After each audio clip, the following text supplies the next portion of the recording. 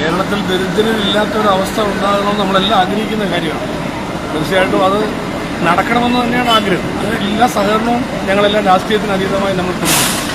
പക്ഷേ ഇന്ന് നവംബർ 1 കേരളത്തിൽ ദാരിദ്ര്യം അവസാനിച്ചെന്നും ഇവിടെ അതിദരിദ്ര സംസ്ഥാനമായി മാറിയെന്നും പറയുന്നത് രാഷ്ട്രീയ മുതലെടുപ്പിന് വേണ്ടിയുള്ള വെറും പ്രഖ്യാപനം മാത്രമാണ്.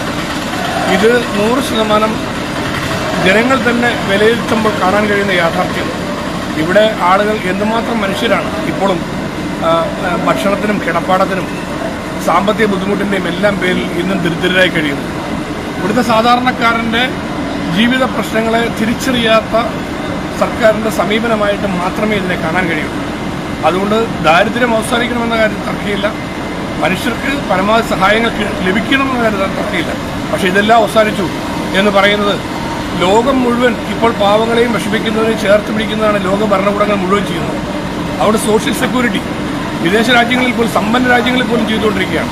ഇവിടെ കേരളവും ഇന്ത്യയും പാവപ്പെട്ട ഒരു സാധാരണക്കാരുമായ ജനങ്ങൾ ഏറ്റവും കൂടുതൽ അധിവസിക്കുന്ന നമ്മുടെ നാട്ടിൽ സോഷ്യൽ സെക്യൂരിറ്റിയുടെ ഭാഗമായി പാവപ്പെട്ട മനുഷ്യർക്ക് അഡീഷണൽ സഹായം ഗവൺമെൻറ് കൊടുത്തല്ലാതെ ഈ പ്രതിസന്ധികളെ അതിജീവിക്കാൻ കഴിയില്ല.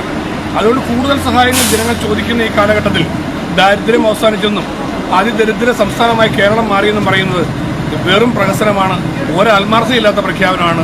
തെരഞ്ഞെടുപ്പ് വരുന്നതുകൊണ്ട് ജനങ്ങളുടെ കയ്യടിക്ക് വേണ്ടി മാത്രം പറയുന്നതാണ് എന്നുള്ളതുകൊണ്ടാണ് ഞങ്ങൾ കേരളപ്പിറവി ദിവസത്തിൽ നിയമസഭയിൽ സഹകരിക്കണം എന്നുള്ളതുകൊണ്ട് പ്രതിപക്ഷ നേതാവ് ശ്രീ വി.ഡി. സതീശന്റെ നേതൃത്വത്തിൽ നിയമസഭയിൽ എല്ലാവരും ഹാജരായി. പക്ഷേ സർക്കാരിന്റെ ഇന്നത്തെ പ്രഖ്യാപനം ജനങ്ങളെ കബളിപ്പിക്കുന്നതാണെന്നുള്ളതുകൊണ്ട് നിയമസഭ ബഹിഷ്കരിച്ചു. ഞങ്ങളെല്ലാവരും ഈ സർക്കാരിന്റെ ഈ ആത്മാർത്ഥതയില്ലാത്ത ഈ പ്രഖ്യാപനത്തിൽ ശക്തമായ പ്രതിഷേധം രേഖപ്പെടുത്തുകയാണ്.